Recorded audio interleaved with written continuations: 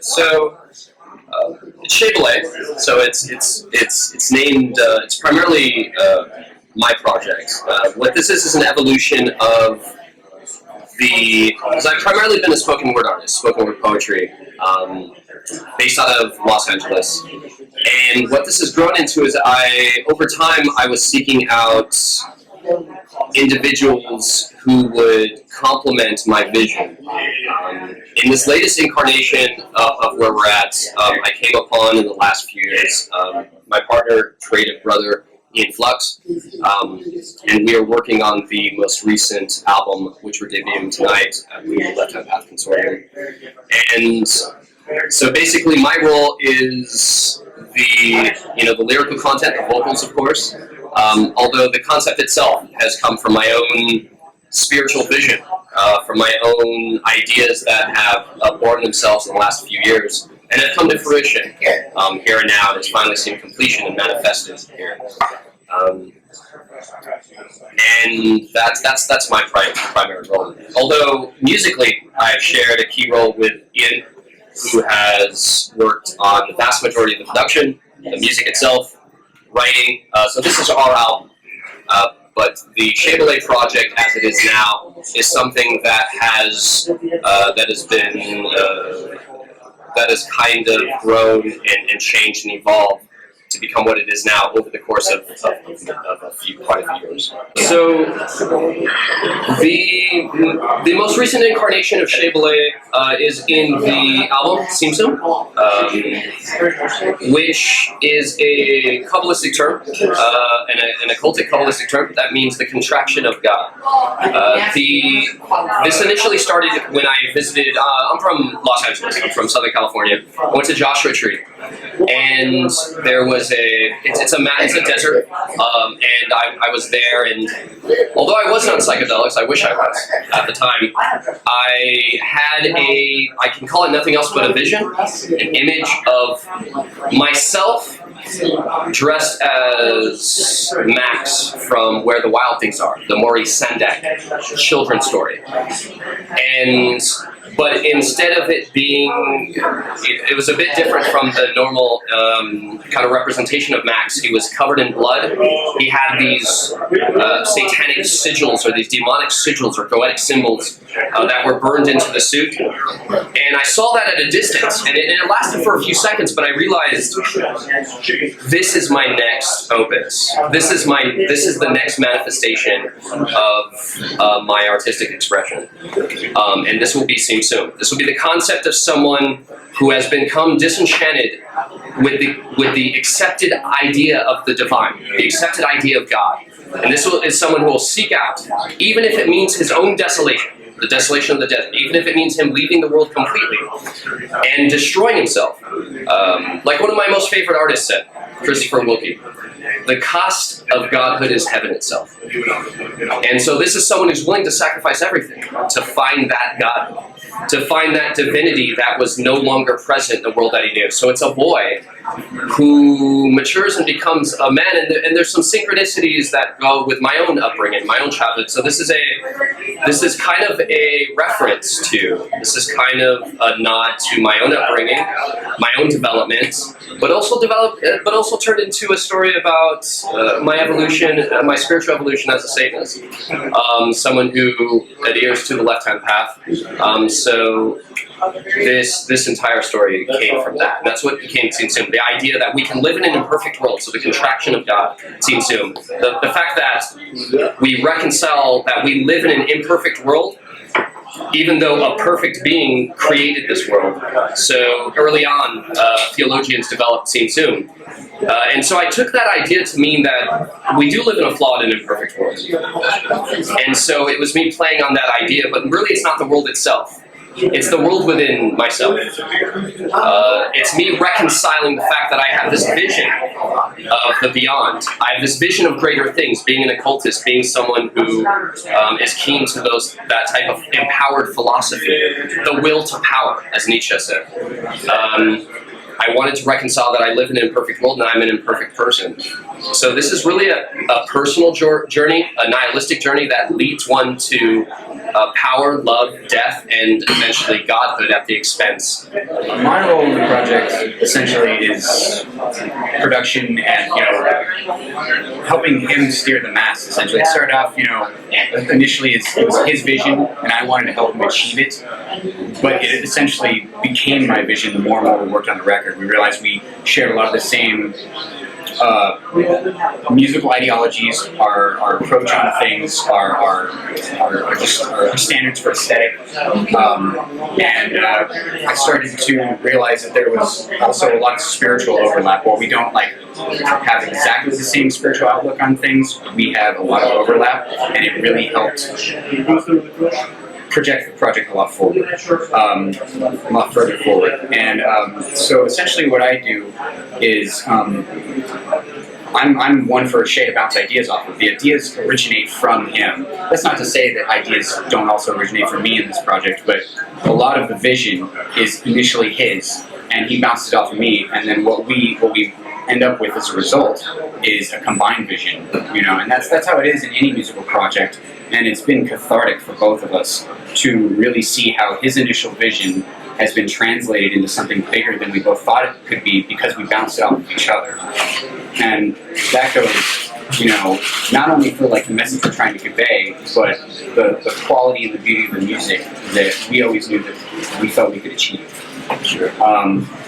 So essentially, I guess we're both each other's voice of reason in a lot of aspects of, just does this work, does this not work? But really, what we always were aiming to do was create something transcendent, something that transports you to another world, spiritually, emotionally, physically even. And that's what I think all good art should do, and that's where we realize our main overlap is that we realize that art should have that transcendent quality. So essentially my role is almost as equal as his, in that we work together, providing two sides of the coin to create a greater whole that is this work. And we spent a lot of time working on this record, a lot of time just fine-tuning, retooling things, starting songs, deciding that we don't like them. It's just been a really, really cathartic refinement process. Yeah, so I think on a production level, or at least on a creative level, I'm more or less, and I don't mean this as a disparaging term to myself, but I kind of have this head in the clouds type thing, where I'm all about vision. And Ian Flux compliments perfectly this person who understands the logistics and understands, who has a deep, intimate familiarity with the production process, and has allowed me to kind of mold and share this vision in such a way, manifest it in such a way that it becomes the direct expression of our highest will. Grounded and coherent. Absolutely. Because sometimes in the creative process, ideas can just fly off the handle, and I think I kind of assume that role is that let's keep it grounded. Sometimes ideas are just so far fetched we don't realize it when we first voice them. Definitely. And it's not until we put them into action, all right, well here it is, and it either works or it doesn't. So Plato talks about the idea of the charioteer when it comes to the composition of the soul. So it's a man who holds reins to a wild horse and one who is driven by reason. And then you have the person who's directing the horses and preserves that balance. And I feel like I've become the passion and an element of the reasonable side, and he has helped kind of rein in and give balance to these ideas that I'm trying to manifest, and in a way that is coherent and consuming. What it means to me is essentially this record is the foundation of our friendship. And when he first approached me, we didn't really know each other, but we've become ultimately best friends. In the process, it's been trials, tribulations, yelling, crying, joyful laughter, and it has basically set the stage for an incredible foundation. But that's what the record itself means to me. But what it means in the long run is a really, really beautiful path of exploration, and we're already started working on another record. This record, like, finally got here. We're already working on another one, and we plan to take it in yet another direction. We're very excited about the sonic, tapestry that we've created with this record, but we're not limiting ourselves to what we've created with this record. We have so many more ideas as far as sonic journeys to go on with this vision in mind. And this is just the springboard for further ideas on the same concept. So Tzimtzum represents the first effort to, I mentioned a bit about detailing a journey, a spiritual journey of an individual who is going through this evolution, this spiritual evolution. Tzimtzum follows the Qlipothic and follows through. We chose 7 tracks, 7 songs to stay with the traditional holy number, which is not touched a lot by those in the left-hand path, but it's this idea of the divine. The next album is going to continue from this spiritual journey. So once a godhood is attained, then we move on to Ein Sof. So we move to the next level of the Kabbalah, or the Qlipot in this case. The evolution from godhood and then beyond that. So our next EP will be 4 tracks to follow the 7, meaning the 11. So we are very much, I am heavily influenced by the cult. I've been practicing most of my life, particularly the left-hand path. Ian Flux is sympathetic to that vision. And so our next project is going to delve even further into what happens after godhood is attained in this nihilistic, destructive approach to the divine. I've always played with the idea of sacrificing oneself to find godhood. I wrote a book years ago, a book of poems called Excuse All the Blood. It was named after Dead of black metal historic fame, who killed himself, and he wrote a suicide letter saying, "Excuse all the blood." But it's about someone who has reached a point that they feel that in order to transcend to the next level, death, physical death, is the answer. And so I've always played with that idea, the idea of sacrificing oneself to find the godhood that they claim to find. In the left-hand path, that is a constant drive for us to attain that godhood, both in the physical and spiritual sense. So with Tzimtzum, that's the beginning of the path to becoming or finding an idea of that heaven, that God that has been so elusive to so many of us. Ein Sof, which will be the follow-up EP, will follow the transition into having finally attained that impossible but possibly flawed state of existence. And we look forward to, this is our debut album from our efforts that have kind of grown and kind of gestated over the past few years.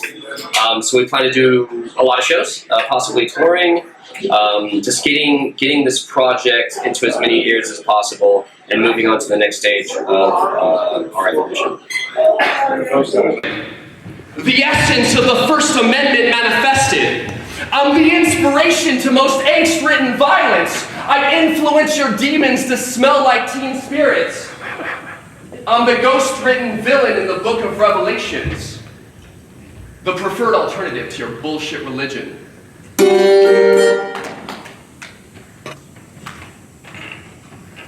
Behold, kept your guard. I am observer on whose hand that 12 kingdoms, sitting on seats of living breath, the rest are as sharp tickles of the horns of death. When the creatures of earth are and are not, except mine own hands which also sleep and shall rise.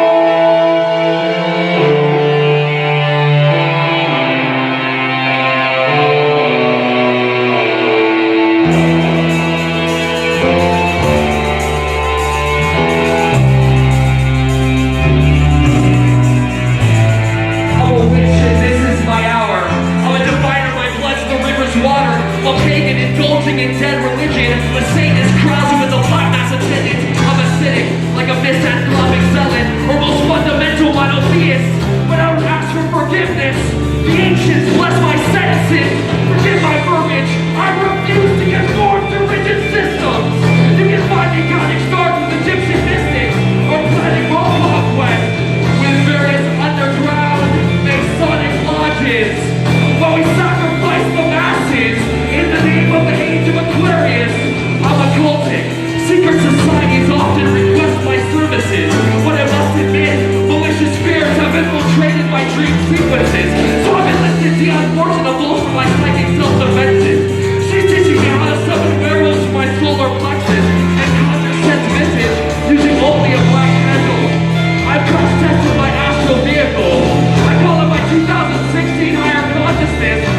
in a luxury model. This is a winter solstice ritual. I'm hoping to open a portal to the hereafter, but maybe I'd rather stay and save the physical world from destroying itself. I'm a heathen. In my garden I grow freedom. I'm a shaman, eating magic roots to induce psychic vision.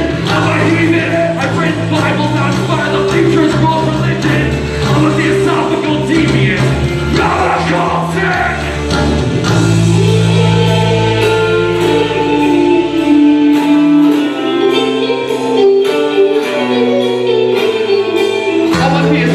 Deviant, hanging out at the world tree, entertaining a conversation with my astral body, who's at this nightclub with Madame Blavatsky.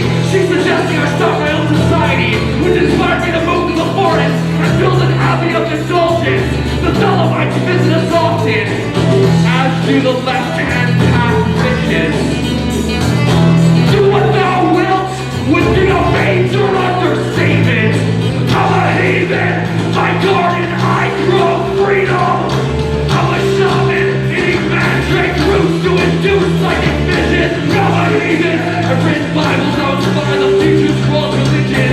I'm a theosophical deviant, but I'm a cultic. I'm a cultic. I'm a cultic. I'm a cultic. I'm a cultic.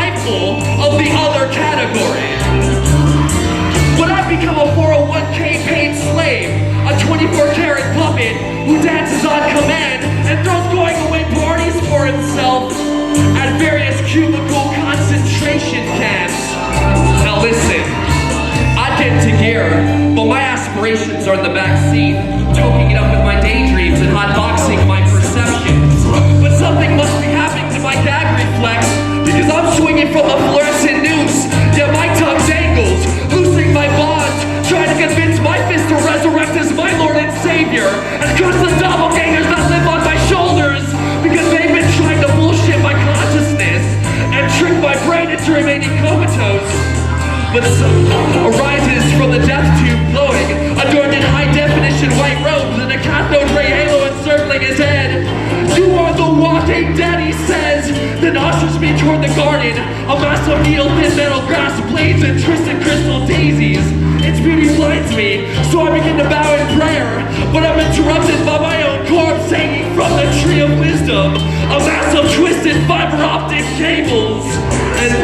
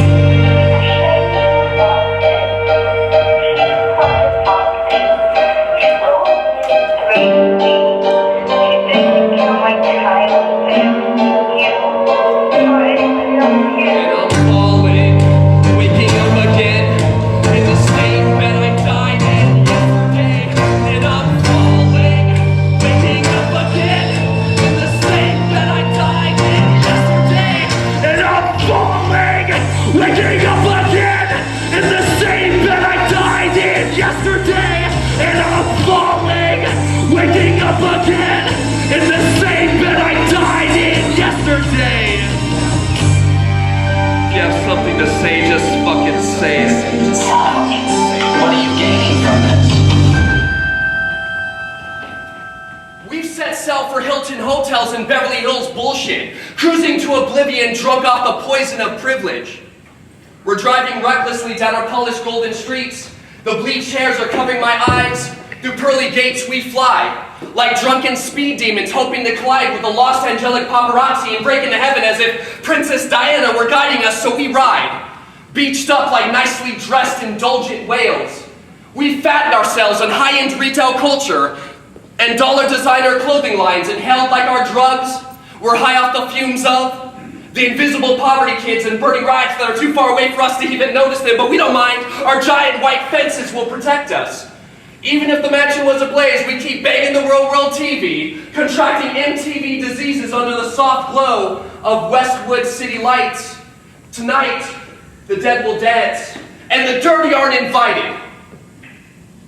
Celebutante cunts and diamond-studded bitches join hands in prayer on the blood-red carpet, like unattainable porcelain dollies all shiny wrapped in plastic, packaged in a Hollywood club prison.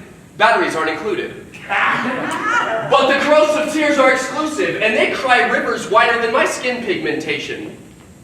Most minds are diluted, washed clean with Caucasian disinfectant. This is a blue-eyed society divided and transparent. We burn off our colors on a plastic palette in exchange for pale complexions.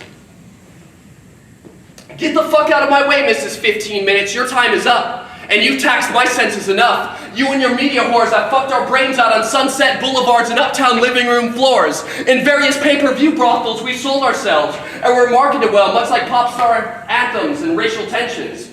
In the backs of overpriced SUVs, we've held our after-party orgies, buried ourselves deep under the leather seats, and stumbled drunk through Lindsay Lohan's daydreams, where the entire galaxy is nothing but the cover of this month's issue of 17.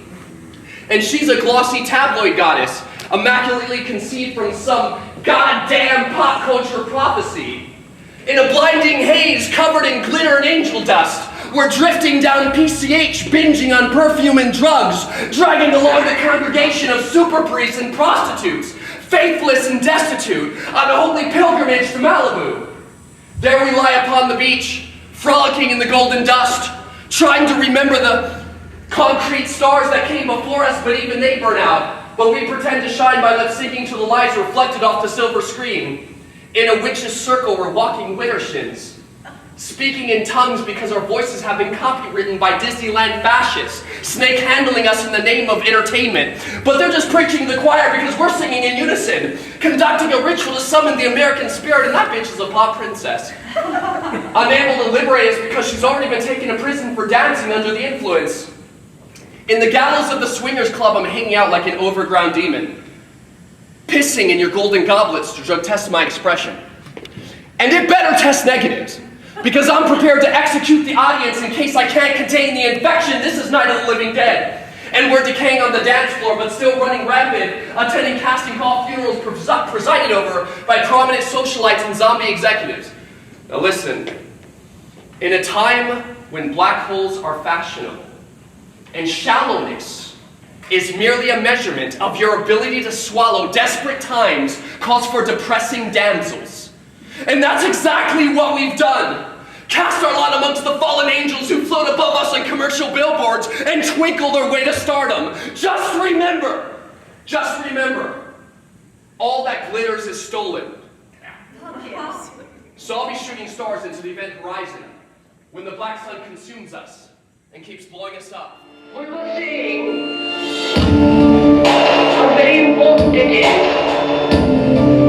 to bring about in the human mind revolution.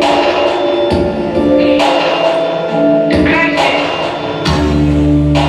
and there are always crises, especially now, it seems to me.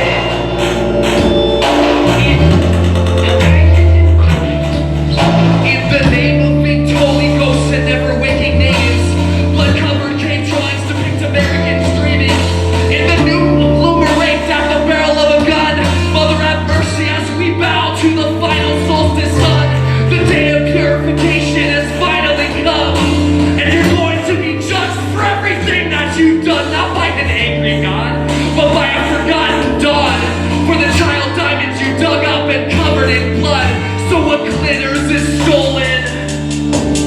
That's why God's always golden. The only holy is human. Until a cauldron of ashes descends, and we stray toward the sky, let the sunset, drink the maiden dry, but won't let it all end. Now make that the shrug, return dust to dust, ashes on a ballot, so it is done. We stray toward the sky, let the sunset, drink the maiden dry, but won't let it all end. Now make that the shrug, return dust to dust, ashes on a ballot, so it is done. We were told that we would see America come and go. And in a sense, America is dying from within.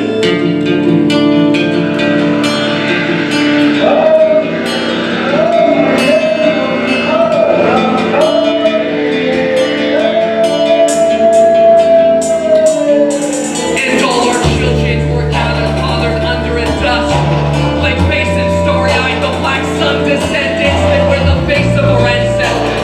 Yet none of us remember until we take their hand and finally find our deaths. Cherubs are flying high, transcending city limits. History repeats itself, but revelations finally ended.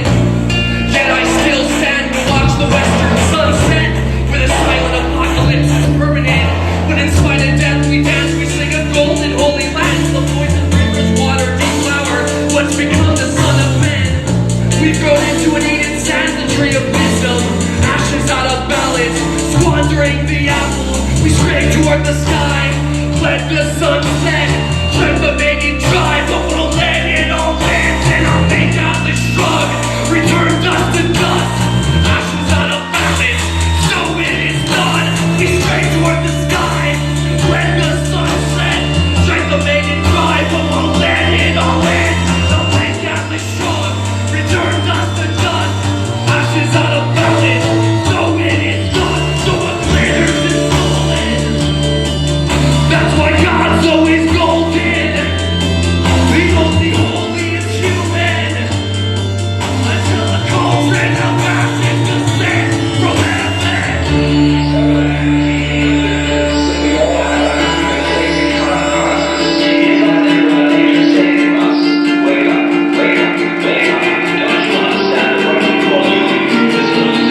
If it takes any time to force the stars to rise, we'll end the precipice. If we tear the veils from our eyes, up until the sixth trumpet, it's the death against the blind.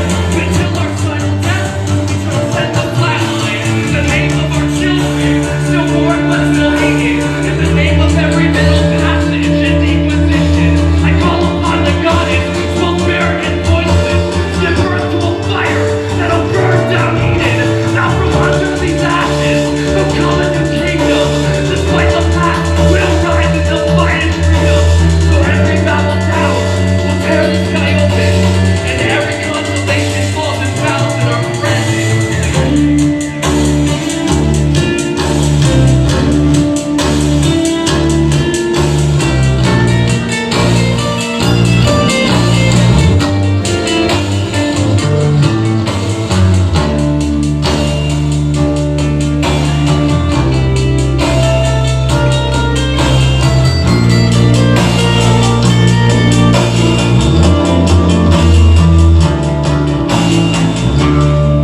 And so the Hopi prophecy goes. If we dig precious things from the land, we will invite disaster. Near the day of purification, there will be cobwebs spun back and forth in the sky. A container of ashes might one day be thrown from the sky, which could burn the land and boil the oceans.